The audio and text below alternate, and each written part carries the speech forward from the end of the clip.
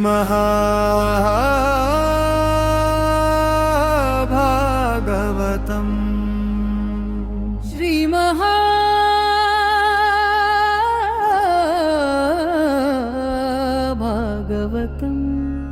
श्रवणं कीर्तनं स्मरणं చూపించును మోక్షమార్గం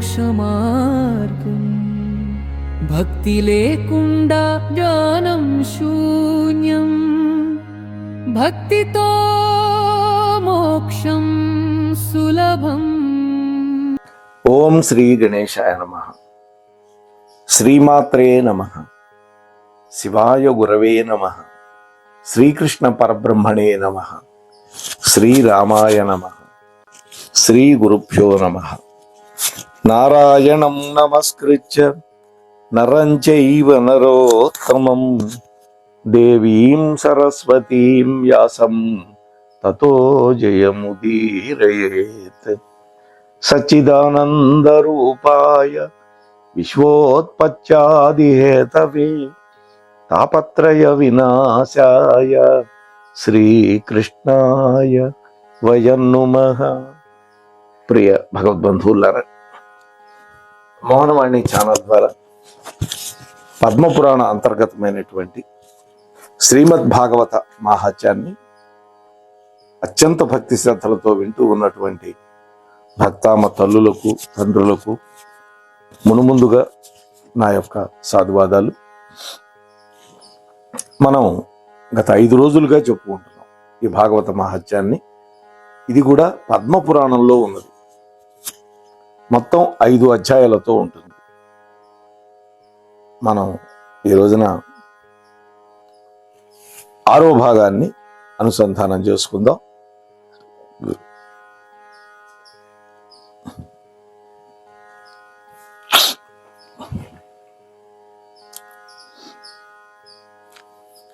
భయంకరమైనటువంటి ప్రేత రూపాన్ని పొందాడు దుందుకారి. ఎందుకని? తాను చేసినటువంటి దుర్మార్గ పనుల వల్ల, తల్లి తండ్రిని హింసించినందువల్ల, తల్లి మరణానికి కారణం, తండ్రి ఇంట్లో నుంచి వెళ్ళిపోవటానికి కారణం. దీనివల్ల వాడు చచ్చిపోయి ప్రేతమైనాడు. భయంకరమైన ప్రేత రూపాన్ని పొందాడు. చలికి ఎండకి బాధపడుతూ ఉన్నాడు. సుడిగాలి రూపంలో దశ దిశలకి తిరుగుతూ ఉన్నాడు. ఒక రూపం ఉండదు ప్రేతానికి, అదొక పెద్ద బాధ. ఆకలి అవుతుంది, తింటానికి కుదరదు. చలి పుడుతుంది, చలి నుంచి రక్షించుకోవడానికి కుదరదు. చూసారా? హా దైవమా, హా దైవమా అని అరుస్తూ ఉన్నాడు. కానీ అతనికి ఎక్కడా కూడా ఏ ఆశ్రయము లభించలే. కొంతకాలం గడిచిన తర్వాత గోకర్ణుడు కూడా ఇంటికి వచ్చాడు.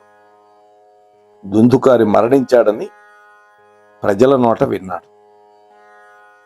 ఈ వేశ్యలు అబద్ధం చెప్పారని ఆ తర్వాత అర్థమైంది అందరికి.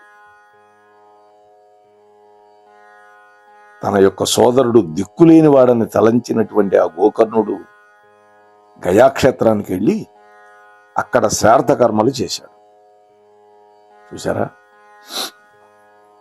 తాను వెళ్ళిన ప్రతి పుణ్యక్షేత్రంలో శ్రార్థ విధులు నిర్వహించాడు. ఈ విధంగా తిరుగుతూ గోకర్ణుడు తన ఇంటికి చేరుకున్నాడు. కొంతకాలానికి రాత్రి సమయాల్లో ఇతరుల దృష్టిలో పడకుండా నిద్రపోవడానికి నేరుగా తమ ఇంటి యొక్క ముంగిలికి చేరుకుంటూ ఉన్నాడు ఆ యొక్క దుందుకారి ప్రేత రూపంలో. అక్కడ ఈ ప్రేతాన్ని చూశాడు గోకర్ణుడు. ఒక అర్ధరాత్రి సమయంలో భయంకరమైన వికృత రూపంలో కనపడ్డాడు. ఒకసారి పొట్టేల్లాగా, మరొకసారి ఏనుగులాగా, మరొకసారి దున్నపోతు రూపంలో, ఇలా రకరకాల రూపాలు ధరిస్తూ కనపడుతూ ఉన్నాడు ఆ ప్రేతం. చిట్ట చివరికి ఒక మానవ రూపంలో కనపడ్డాడు. ఇటువంటి విపరీతమైనటువంటి అవస్థలన్నీ చూసి ఇతడు ఎవరో దుర్గతి పొందినటువంటి జీవుడు అని గోకర్ణుడు నిశ్చయానికి వచ్చాడు. తన సోదరుడు అని అప్పటి వరకు అర్థం కాదు. కొంత ధైర్యం వహించి గోకర్ణుడు అడుగుతున్నాడు, ఓ ప్రేత, అసలు నువ్వెవరు? రాత్రుల పూట ఇటువంటి భయంకరమైన రూపాన్ని ఎందుకు చూపిస్తున్నావు? నీకు ఈ గతి ఎందుకు పట్టింది? నువ్వు పిశాచివా, రాక్షసుడివే? ఎవరు నువ్వు? వాస్తవంగా చెప్పు అన్నాడు. గోకర్ణుడు ఈ విధంగా ప్రశ్నించగానే దుందుకారి పెద్దగా ఏడవటం మొదలుపెట్టాడు. మాట చెప్పటానికి కూడా అశక్తుడైనాడు, అంత దుఃఖం ఆవరించింది. సైగలు మాత్రమే చేస్తూ ఉన్నాడు. అప్పుడు గోకర్ణుడు తన దోసిలతో నీళ్లు తీసుకొని వాటిని అభిమంత్రించి ఆ ప్రేతం మీద చల్లాడు. తత్ఫలితంగా అతడి యొక్క పాపాలు కొంత ఉపశమనం పొందాయి. అప్పుడు మాట్లాడటం మొదలుపెట్టాడు. చూశారా? ఓ సోదరా, నేను నీ తమ్ముణ్ణి, నీ అన్నయ్యని. తమ్ముడు కాదు, ముందే పుట్టాడుగా వీడు, తర్వాత కదా 3 నెలలకి పుట్టింది గోకర్ణుడు. నేను నీ సోదరుణ్ణి, నా పేరు దుందుకారి. నేను చేసినటువంటి భయంకరమైన పాపాల వల్ల బ్రాహ్మణత్వం నశించిపోయింది. లెక్క పెట్టడానికి కూడా శక్యం కానటువంటి దుష్కృత్యాలు చేశాను. అజ్ఞానంతో తిరుగుతూ ఉన్నాను, ప్రజలను హింసించాను, తల్లి తండ్రిని బాధ పెట్టాను. చిట్ట చివరికి వేశ్యా స్త్రీలు నన్ను పీడించి చంపేశారు. అందువల్ల నేను ఈ ప్రేతత్వం పొందాను. ఇటువంటి భయంకర దుస్థితిని అనుభవిస్తూ ఉన్నాను. దైవవశం వల్ల ఇప్పుడు నా యొక్క కర్మ కొంచెం వికాసం పొందిందేమో అనిపిస్తోంది, నీవు చిలకరించినటువంటి అద్భుతమైన మంత్రజలం వల్ల. సోదరా, నీవు పరమ కరుణా సముద్రుడు కాబట్టి ఏదో విధంగా తొందరగా నాకు ఈ ప్రేతత్వం నుండి విముక్తిని కలిగించు అని ప్రార్థించాడు. గోకర్ణుడు అన్నాడు, సోదరా, నేను నీ కోసం గయాక్షేత్రంలో విధి విధానంగా పిండ ప్రదానం కూడా చేశాను. అయినప్పటికీ నీకు ప్రేతత్వం నుండి విముక్తి లభించలేదు ఎందుకు అని నాకు చాలా ఆశ్చర్యం కలుగుతోంది. గయాశ్రాద్ధం వల్ల కూడా నీకు ముక్తి కలగలేదంటే ఇందుకు తగిన వేరొక ఉపాయం లేదు అని నా అభిప్రాయం. సహజంగా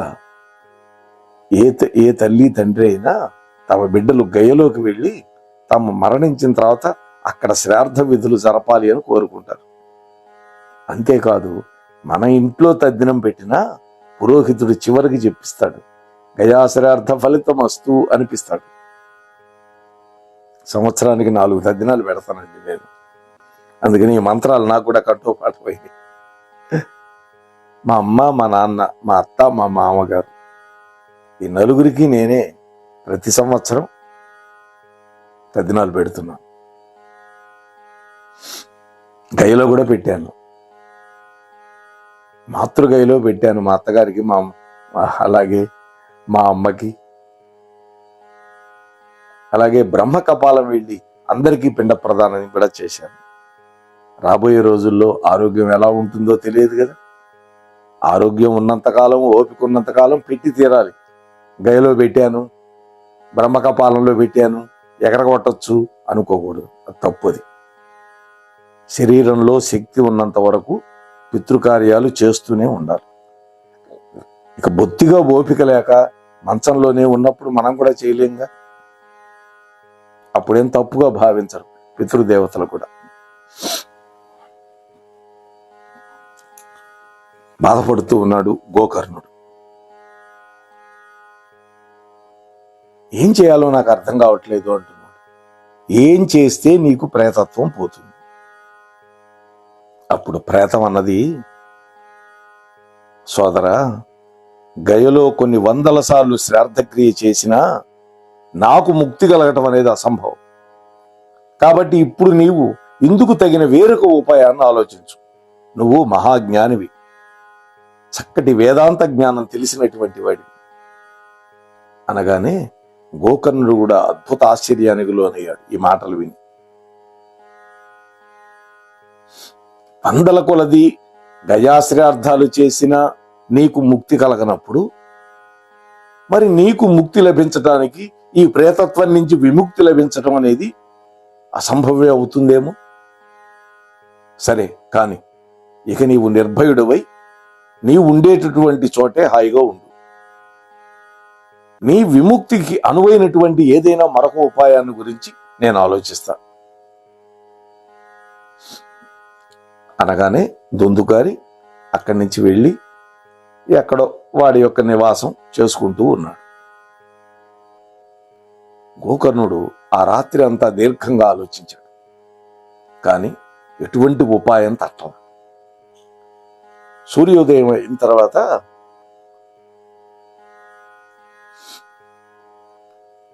నగర ప్రజలు ప్రేమతో అతన్ని కలవటానికి వచ్చారు. ఎన్నో రోజులైంది ఈయన వెళ్ళి తీర్థయాత్ర చేసి వస్తే చాలా మంది వచ్చి పలకరిస్తారు మనల్ని కూడా, ఆ యాత్ర విశేషాలు తెలుసుకోవటానికి.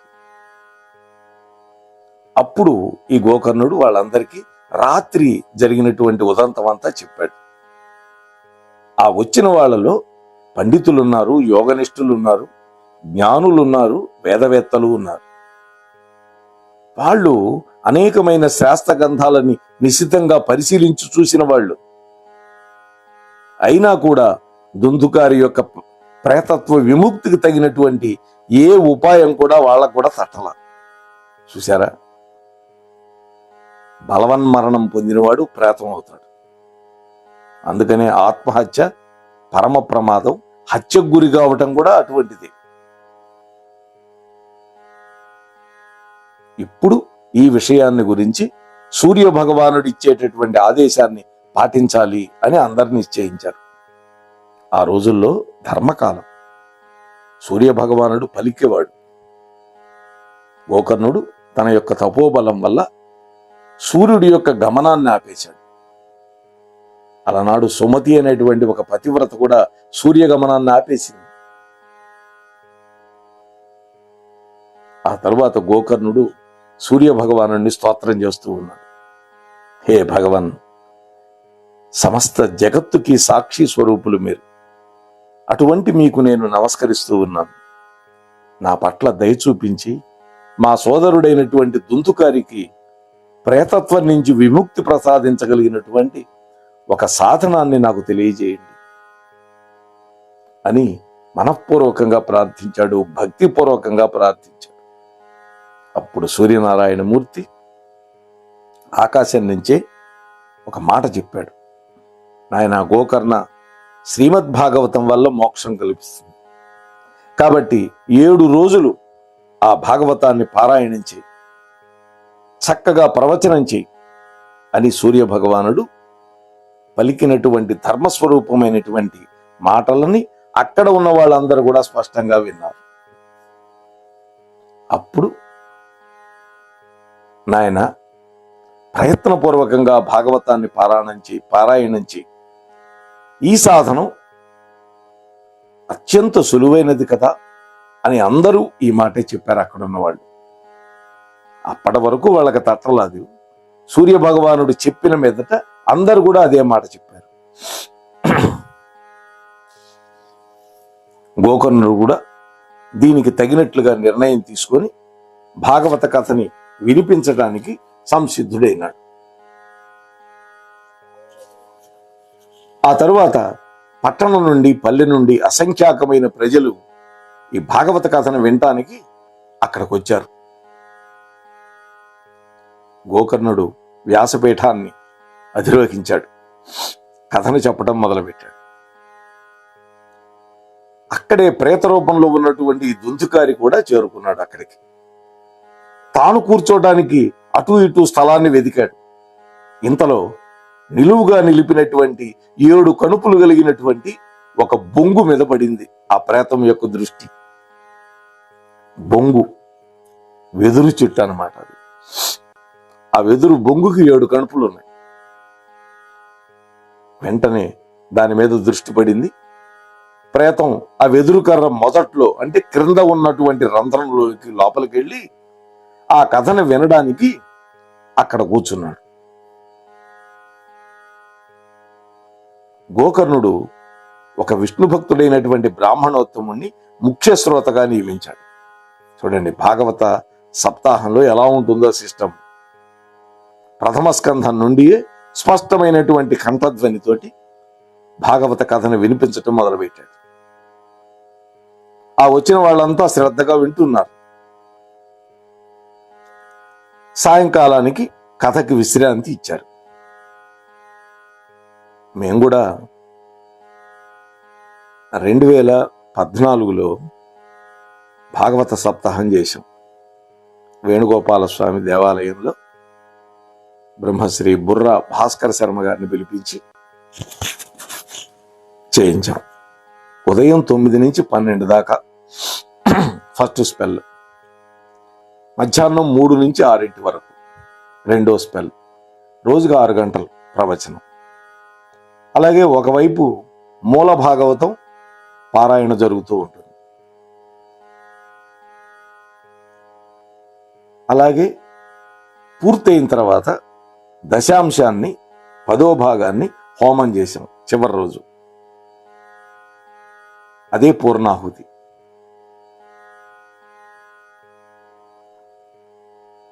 అలాగే సాయంత్రం 6 తర్వాత సంకీర్తన కార్యక్రమం పెట్టేవాళ్ళు. అంటే భజన బృందాలు వచ్చి 8 వరకు చక్కగా భగవంతుడి యొక్క కీర్తనలన్నీ ఆలపించేవాళ్ళు. మధ్యాహ్నం భోజనాలు అక్కడే అందరికీ. రాత్రి అల్పాహారం అద్భుతంగా సాగింది.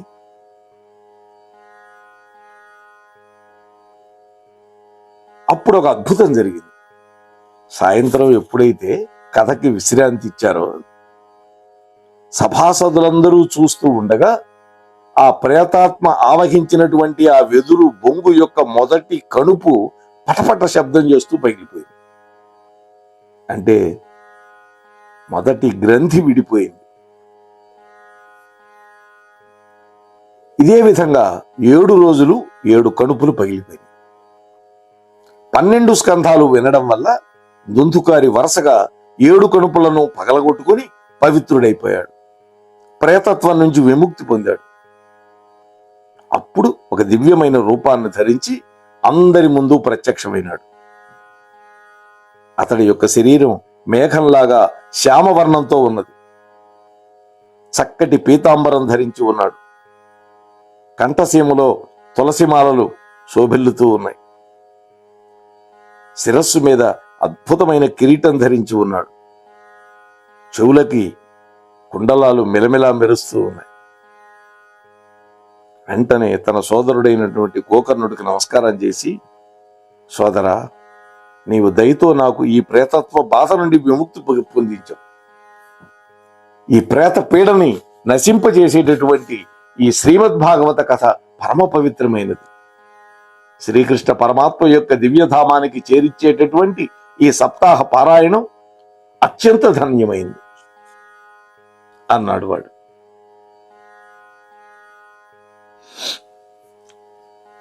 ఈ భారతదేశంలో శ్రీమద్భాగవత కథని ప్రతివాడు ప్రతిరోజు వినాలి.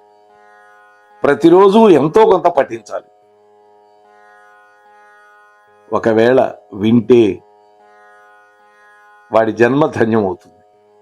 వినకపోతే వాడి యొక్క జన్మం వ్యర్థమవుతుంది అని పండితులు దేవతలు ఆ సభలోనే వచ్చి ప్రకటించారు. ఈ దేహం అనేది అనిత్యం. దీని మీద మోహాన్ని పెంచుకుంటారు కొంతమంది. అందుకని దీన్ని బాగా లాలిస్తారు, పోషిస్తారు, బలంగా తయారు చేయటం, ఇవన్నీ చేస్తాం. మంచిదే. కానీ శ్రీమద్భాగవత కథని శ్రవణం చేయకుండా ఈ శరీరాన్ని ఏ విధంగా పోషించుకున్నా ఈ శరీరం వల్ల ఎటువంటి ప్రయోజనం ఉండదు. అటువంటి మనిషి యొక్క జన్మ వృధా అయిపోతుంది. అసలు మానవ జన్మ దొరకటమే దుర్లభం. ఆ జన్మని వృధా చేసుకున్నట్టు అవుతుంది. ఈ శరీరం వృద్ధాప్యం వల్ల దుర్గతి పాలవుతుంది. దుఃఖం వల్ల బాధింపబడుతుంది. అంతేకాదు వయస్సు పెరిగే కొద్దీ రోగాలకు పుట్టిల్లవుతుంది.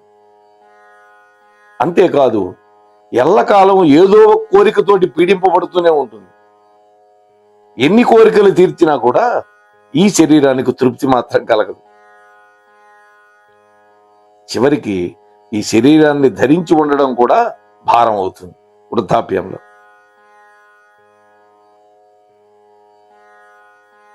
అంత్యకాలంలో ఈ శరీరాన్ని పాతి పెడితే క్రిమికీటకాలకు ఆహారంగా మారిపోతుంది. అగ్ని యందు కాలిస్తే పిడికెడు బూడిదవుతుంది. ఇంతటి అస్థిరమైనటువంటి ఈ శరీరం ద్వారా మానవులు శాశ్వతమైనటువంటి ఫలితాన్ని ఇచ్చేటటువంటి ఉత్తమ కార్యాలని ఎందుకని ఆచరించకుండా ఉంటున్నారో ఎంత ఆలోచించినా అర్థం కాదు అంటున్నారు. ఈ లోకంలో భాగవతాన్ని సప్తాహ శ్రవణం చేయటం వల్ల భగవంతుడు శీఘ్రంగా వాళ్ళను అనుగ్రహిస్తాడు. భగవత్ ప్రాప్తిలో జరుగుతుంది వాళ్ళకి. కాబట్టి కలియుగంలో సమస్త పాపాలని నశింపచేయటానికి ఇదొక్కటే ముఖ్య సాధనం. ఏది? భాగవత సప్తాహ పారాయణము లేదా శ్రవణం. భగవత్ కథా శ్రవణానికి ఎవడైతే దూరంగా ఉంటాడో వాడు నీటిలో పుట్టినటువంటి బుడగలాగా, జీవులలో పుట్టినటువంటి దోమల్లాగా కేవలము చావడానికే పుట్టినవాడవుతాడు. భాగవత కథా శ్రవణం యొక్క ప్రభావం వల్ల జడమైపోయినటువంటి, ఎండిపోయినటువంటి వెదురు కర్రల యొక్క కణుపులు పగిలిపోయినాయి. అటువంటప్పుడు దాని ప్రభావం వల్ల మన చిత్తం యొక్క కడుపులు తెరుచుకోవు అని అనుకుంటే అది పొరపాటేగా. సప్తాహ శ్రవణం చేయటం వల్ల మానవుడి యొక్క హృదయ గ్రంథులు విడిపోతాయి. ఇది హృదయంలో కొన్ని గ్రంథులు ఉంటాయి. గ్రంథి అంటే ముడి అని, పీఠముళ్ళు, అవి విడిపోతాయి. దానివల్ల అతడి యొక్క సమస్త సంశయాలు పటాపంచలైపోతాయి. అతడి కర్మలన్నీ నశించిపోతాయి. కర్మ ఎప్పుడైతే నశించిపోయిందో అప్పుడు వాడు మోక్షానికి అర్హత పొందుతాడు. ఇది విశేషమైనటువంటి మాట.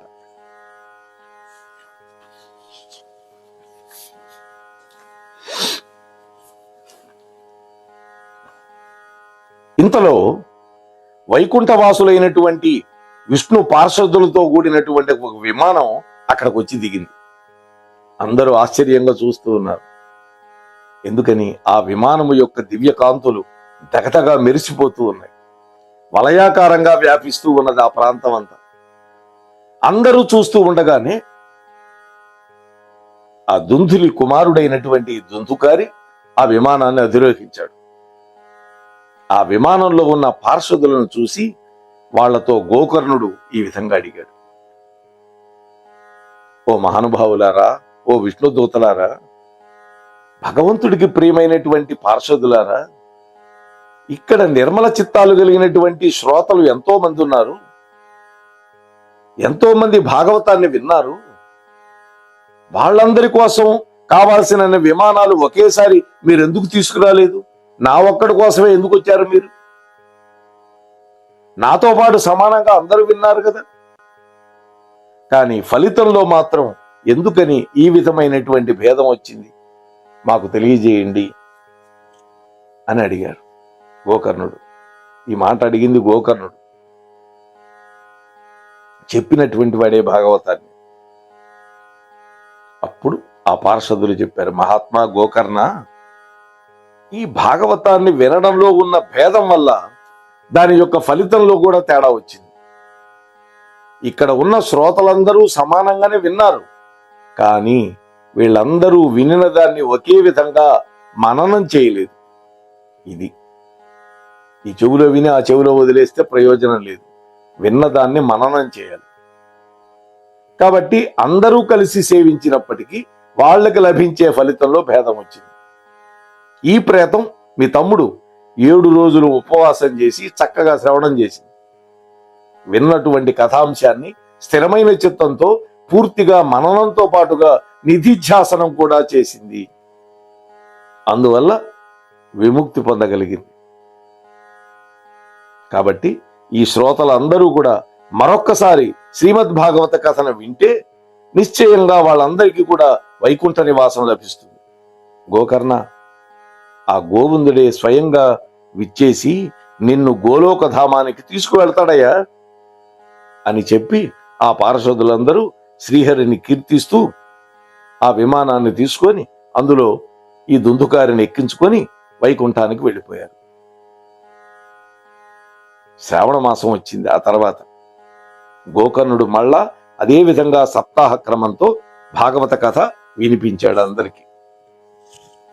భక్తులతో నిండిపోయినటువంటి విమానాలతో భగవంతుడే ప్రత్యక్షమైనాడు. ఈసారి తన పార్షదులందరినీ వెంట పెట్టుకొని పరమాత్మ వచ్చేశాడు అక్కడికి. శ్రీహరి చాలా సంతోషపడ్డాడు. తన యొక్క పాంచజన్య శంఖాన్ని పూరించాడు. వెంటనే విష్ణుమూర్తి గోకర్ణుణ్ణి బిగ్గరగా కౌగిలించుకొని అతడికి తన వంటి స్వరూపాన్ని ప్రసాదించాడు. ముందు సారూప్యం వచ్చింది. అప్పుడు ఆ శ్రీమన్నారాయణుడు ఒకే ఒక క్షణంలో ఇతర శ్రోతలందరినీ కూడా తనలాగా మార్చేశాడు.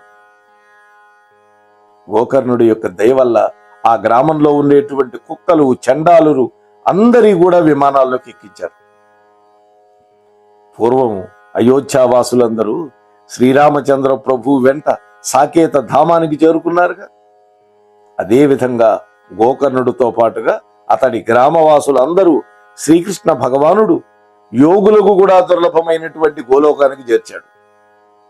బ్రహ్మలోకానికంటే పైన ఉంటుంది గోలోకం, శాశ్వతమైనది, రాధాకృష్ణులు ఉండేటటువంటి లోకం అది.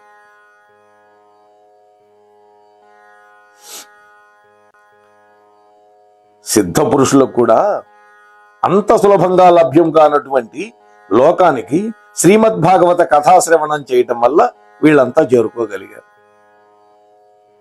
ఓ నారద మహర్షి, సప్తాహ యజ్ఞం ద్వారా భాగవత కథను వినడం వల్ల ఉజ్వలమైనటువంటి ఫలరాశి సమకూరుతుందయ్యా. సనక సనందనాది మహర్షులు చెప్తున్నారు నారదుల వారికి ఇదంతా. దీనిని గురించి మేము నీకు ఇంకేం చెప్పగలవు? ఆర్య తమ యొక్క కర్ణ పుటముల చేత గోకర్ణుడి యొక్క కథలో ఉండేటటువంటి ఒక్క అక్షరమైనా సరే పానము చేయగలిగినటువంటి వాళ్ళు, అంటే వినగలిగిన వాళ్ళు తిరిగి మళ్ళీ తల్లిపాలు తాగరు, అంటే మళ్ళీ పుట్టరు. గాలి, నీరు, ఆకులను ఆహారంగా స్వీకరించి శరీరాన్ని శుష్కింపజేయటం వల్ల, ఎంతో కాలం వరకు భయంకరమైన తపస్సు చేయటం వల్ల గాని, యోగాభ్యాసం చేయటం వల్ల గాని పొందలేనటువంటి పరమగతిని, పరంధామ ప్రాప్తిని, భాగవతాన్ని సప్తాహ దీక్షతోటి శ్రవణం చేయటం వల్ల మానవులు సహజంగానే పొందుతారు.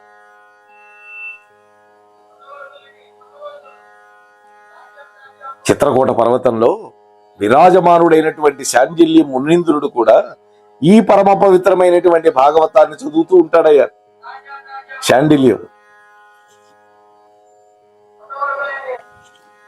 ఆ శాండిల్య మహర్షి ఈ భాగవతాన్ని పఠించటం వల్ల బ్రహ్మానందంలో ఓలలాడుతూ ఉంటాడు. ఓ నారద, ఈ కథ పరమ పవిత్రమైనది. ఒక్కసారి విన్నంతనే ఇది సమస్త పాపరాశిని భస్మీపటలం చేయగలదు. శ్రార్థ సమయాలలో భాగవతాన్ని పఠిస్తే పితృదేవతలకు తృప్తి కలుగుతుంది. ఇక నిత్యము చక్కగా పఠిస్తే ఆ వ్యక్తికి మోక్షమే అని ఈ భాగవత మాహాత్యంలో పద్మపురాణంలో ఉండేటువంటి 5 అధ్యాయాలని యథాశక్తిగా మీతో పంచుకునే ప్రయత్నం చేశాను. దీనికి ఆ శ్రీకృష్ణ భగవానుడి యొక్క అండా దండ ఉండబట్టే సాధ్యమైంది.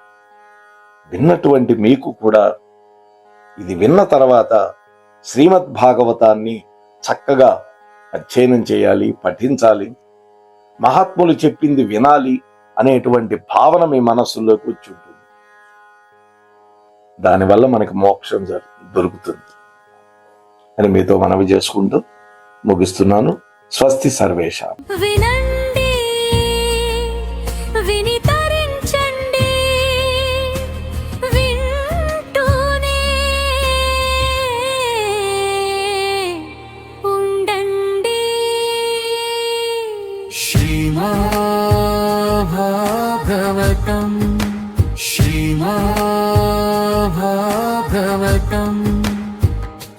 మన మోహనవాణి కార్యక్రమాలు మీకు నచ్చినట్లయితే వెంటనే ఒక లైక్ చేయండి, అలాగే కామెంట్ చేయండి, ఎక్కువ మందికి షేర్ చేయండి. సబ్స్క్రైబ్ చేసుకోకపోతే వెంటనే మన ఛానల్కి ఇప్పుడే సబ్స్క్రైబ్ చేసుకోండి. ధన్యవాదాలు.